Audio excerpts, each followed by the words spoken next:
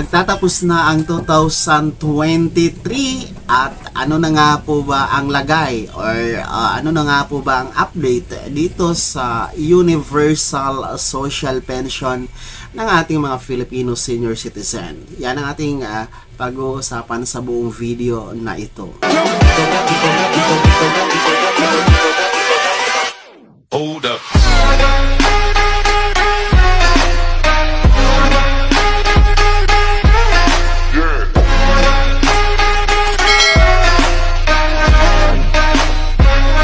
Hello mga ka-vlogs, saan ka mang dako sa mundo, welcome dito sa aking YouTube channel. At kung bago ka pa lang dito at nais mo ang mga informative content na andito sa aking YouTube channel, ay maaari nyo pong i-click ang ating subscribe button pagkatapos mong mapanood ang video na ito. And you can be a member dito sa aking YouTube channel sa pamamagitan po ng pag-click ng join button na nasa baba at mamili kayo ng mga perks na gusto nyo mga ka-vlogs. So para po sa ating mga Filipino senior citizen dito sa Pilipinas at maging nasa ibang bansa mga ka-vlogs, no, sa mga nag-aabang kung ano na nga po ba ang update dito sa Universal Social Pension Bill na nakabinbin ngayon sa Senado. And marami nga po ang nag-aabang na mga senior citizen na maisabatas ito dahil dito sa Universal Social Pension ay pareho pong pantay-pantay na makakatanggap ng buwanang pensyon ang ating mga senior citizen, kumbaga, no, na pantay-pantay, no, hindi po kagaya ngayon dito sa ating tinatawag na social pension ni DSWD na para lamang po sa mga indigent, yung mga indigent na walang mga source of income na mga senior citizen monthly, walang sumusuporta na mga pamilya para sa kanilang pang-araw-araw na pangangailangan, walang nakakatanggap na money remittance monthly, walang pambili ng gamot, mga bedridden natin na mga senior citizen. Ayan, sila po yung considered as indigent kung saan sila na po yung qualified dito sa social pension ni DSWD. So marami po ang hindi gusto or hindi po sang-ayon sa social pension kasi pinipili nga po.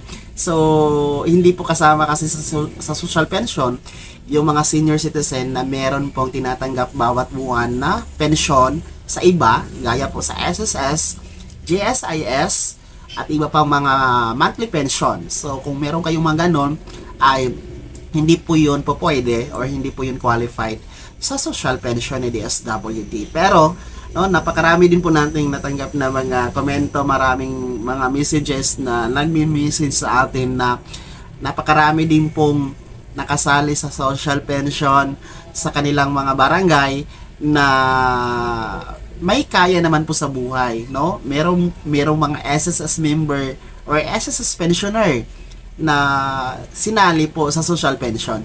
So with that issue mga ka-vlogs, ay maaari nyo po yung ireklamo, no, direkta sa DSWD kung saan man po kayo belong na region, dahil bawal na bawal po yan mga ka-vlogs. So I'm sure ang nangyayari dyan, merong palakasan system dyan sa mga barangay chapter ng senior citizen. Well, in fact, napakarami nga pong mga ganun na mga issues at mga nangyayari talaga. So yan po yung dapat tututukan ng DSWD na i-re-evaluate, no, i-evaluate na maiigi yung mga beneficiaryo ng social pension. At dahil kawawa naman po yung mga ibang senior citizen na qualified pero hindi po nabibigyan ng social pension monthly dahil inuuna nga po ng mga barangay, pinupolitikan ng mga barangay officials, ng mga barangay OSCA officials yung social pension para sa kanilang mga malalapit na mga tao sa kanilang puso, kumbaga.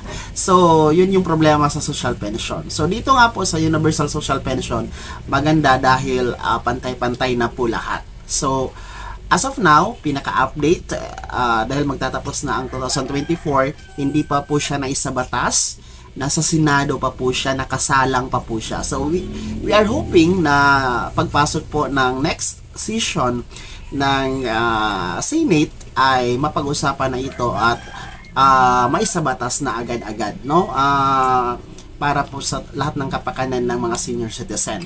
Dahil aminin man natin mga ka-vlogs, no, isa sa mga parang hindi masyado prioridad ang mga senior citizen sa programa nating gobyerno. Kung meron mang mga benepisyo na nakalaan para sa kanila ay tawag nito, hindi naman po nakakaabot sa kanila. So we are hoping na dito sa social pension ay maibibigay na po yung total benefits ng mga senior citizen dito sa Pilipinas mga ka-vlog. So as of now, pinaka-latest na update ay hindi pa po siya batas, no? Bill pa lang po siya. At yan po ang ating tututukan sa pagpasok po ng 2024, and hopefully by the first quarter nga po ng 2024 ay magiging ganap na batas na po itong universal social pension. So while abang tayo dito sa social pension na maisa batas, inaanyayahan ko din po, no, muli, no, pati ng NCSC or the National Commission of the Senior Citizen na magparehistro na po ang lahat ng mga senior citizen sa website, sa online database ni NCSC. Para sa mga hindi pa po nakarehistro, ayan po, nasa screen nyo ang website.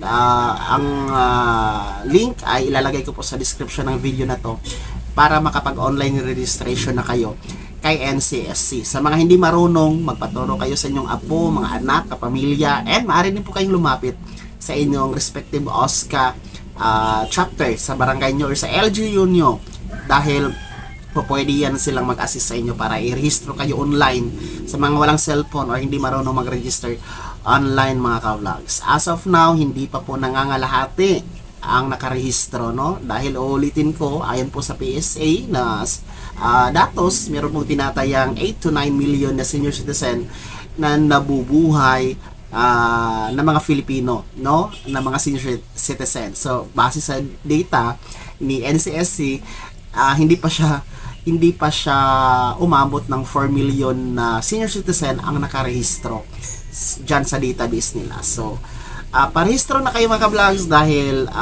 dyan po magbe-base ang NCSC sa mga benepisyo para sa mga senior citizen by the year of 2024, lalong-lalo na kung may sa batas ang ating universal social pension. So yun lamang mga ka-vlogs, no? Kahit pa paano ay maghintay lang po tayo at huwag tayong magmadali kasi naman po ay meron pong mga prioridad ang gobyerno natin, lalong-lalo na sa ating mga senior citizen by the year of 2024. Dinobling na nga po yung social pension budget from 25 billion up to 49 billion na po siya by 2024. So isinama na po yung dagdag na pensyon na 500 pesos para magiging 1,000 pesos na po yung monthly social pension ng ating mga senior citizen. So, yun lamang mga ka-vlogs. Kahit pa paano ay nabigyan ko po kayo ng konting idea at kaalaman. Kung hindi ka pa nakasubscribe dito sa aking YouTube channel, ay maaari nyo pong i-click ng ating subscribe button pagkatapos mo mapanood ang video na to. At maaari mo ding i-like ang video na to mga ka-vlogs. Kung meron ka pang mga katanungan, ay maaari nyo i-comment sa comment section na nasa baba.